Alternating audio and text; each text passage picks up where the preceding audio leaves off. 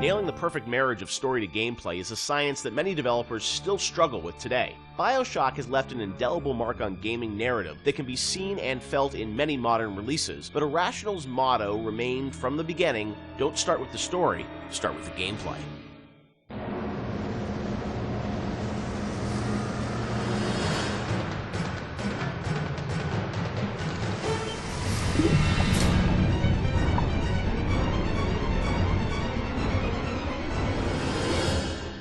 A lot of fans probably wonder about the process you go through in writing the story and the design for a game like BioShock. You've talked about how it evolves over time and what eventually ships is very different than your initial vision.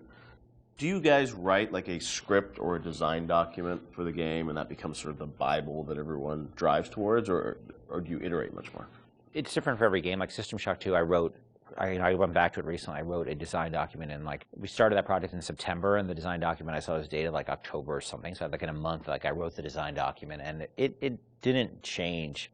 A lot of it, got expanded upon, but the basic design really didn't change on that. Where on BioShock, I think it evolved in real time much more. We had a pretty substantial design shift, like a year before the ship date. For BioShock? BioShock, yeah. It got to be much more about the experience of being in Rapture than about being in your character sheet. And so the game evolved more towards that experiential kind of thing and making sure every idea was expressed in the world as well as just on your character sheet. So before you'd have a lot of things like, oh, I'm doing fire damage or electrical damage, but that was sort of a number flying off ahead versus, the whole notion of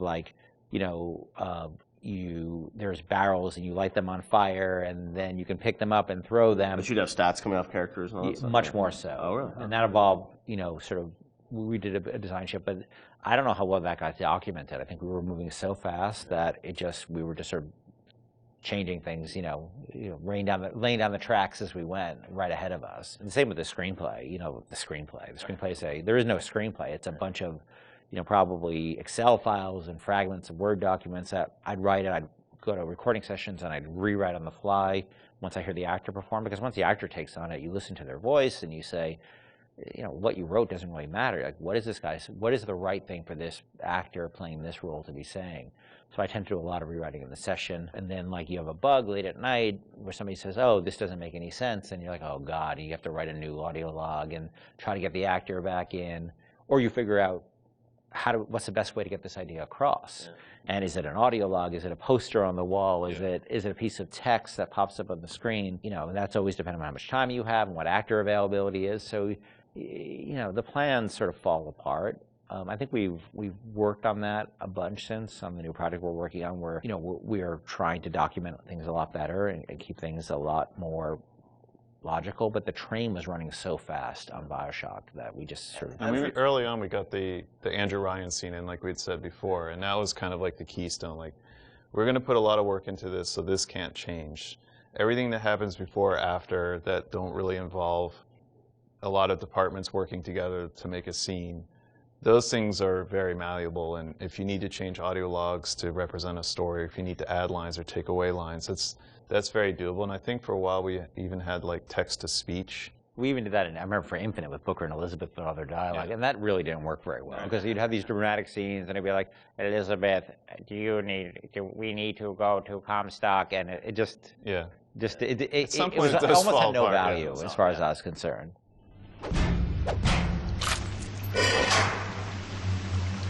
Atlas Radio on ahead says you were looking for an invite to the fisheries. Nuts, I say. But if your heads up to the Wharf Master's office and find old Peach a research camera, maybe I could manage an invite. Ken has so much of, these games in his head, and you're sort of, you can keep it all straight, or try to, with all the different things and changes. But from the team perspective, Sean, because this is evolving and Ken's thinking in his head about how this all ties together, how does the team sort of keep up with, what the whole game is going to look like? There's a lot of specifics that can change. For instance, Atlas used to have a Southern drawl. Right. And then we recast to the Irish. And we actually cast an actor, wrote the lines, did the whole thing, and realized that people hated that character and distrusted him from the first start. So we had to rewrite him, recast him, redo everything. Yeah. From a team perspective, you kind of get a sense on which things are going to be really volatile and that you probably want to push off till later, because if you work on it now, it might change. Larger themes don't tend to change too much, meaning we knew we were in Rapture, we knew we had Big Daddies, we knew we had Little Sisters, we knew we had Splicers, we knew what the arc of the story was about Jack coming into Rapture, and the specifics of this radiolog versus that radiolog didn't really affect anyone outside the audio team at that time, because we could still build the environment. We still knew what the environment was. We still knew what the animations were. There are areas you learn just by working in the same space for a while that this scene, I'm not touching this yet because I know that it's going to get changed a lot. I think these themes are pretty nailed down, so I'm going to focus the team on getting these things done. I won't leave you twisting in the wind.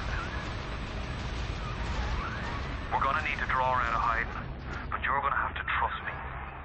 The audio logs were, a great part of the game, and something that if you're a true fan, people really go in and listen to those and piece that all together. But I imagine there's a lot of work that goes into deciding, well, this is better for an audio log versus game dialogue, and there's the act of sort of cutting back and sort of saying, we need to be clear about what the narrative is for the game. What was that process like? The audio logs, were there things you added at the end, or were those, ideas that you had for the game, but then said, hey, maybe we'd demote these a little bit and make them audio logs? As Sean was saying, there's sort of a hierarchy of expense that you have to face, and so any ideas you have to get across, especially as you start playing the game, you realize, well, this doesn't make sense, that doesn't make sense. You have to figure out how you can introduce that idea. And generally, as the train is moving, you try to think of cheaper and cheaper ways to get those ideas across. If it's less important, it goes to an audio log. If it's less important, it goes to a poster on the wall. Well, there's also characters that you can bring in that have audio logs that aren't. Atlas, Tenenbaum, those are your big ones. You can bring in somebody to do a short, a few different audio logs. It's a character that some players may not even find, but right. It adds a little bit of depth to Rapture. And it also, usually each character generally is about a certain idea, and we don't just sort of come up with characters, we have an idea problem that we need to solve, and so let's introduce a character who's this guy, and he will be the guy who sort of shepherds you through that idea. Julie, my dear, I am trying to run a business here. You want to spend time with my honeybees? Well, I'm going to have to start charging you for the pleasure. If I come out one more time and find you lolling out there amongst my hives, I'm grabbing my shotgun. As to your question, yes, my days in beekeeping school are a blur. But I do seem to remember something about that enzyme you keep blabbing on about. So as you're going through the game and, writing things, rewriting things, were there things with the original BioShock that you've always been surprised that more people didn't pick up on, or was there something that, a connection to a character you thought was really going to resonate with people, which, didn't? Anything like that? No, it's the opposite. I was amazed, I don't know how you felt, but I was amazed how many people connected to the Would You Kindly stuff. Because I think it was when I wrote that speech, I don't think anybody on the team was like, oh my God, this is really this or that. And I don't think I really had any sense that people were going to connect to it. I think we ended up sort of over time finding more ways to support the notion throughout the game. Yep. And I don't think I really, until I heard Pat put together the revelation moment, where it's where you had all the bits that Atlas had said to you in the past building up, and then there was a visual that went along with that. That's when I realized it was going to be a really powerful moment. But even so, I still did I think people were really going to connect to it or really even understand it? Because it's pretty out there. And that it was meta commentary, too. I think that completely, I think I thought oh, it's kind of meta, cool.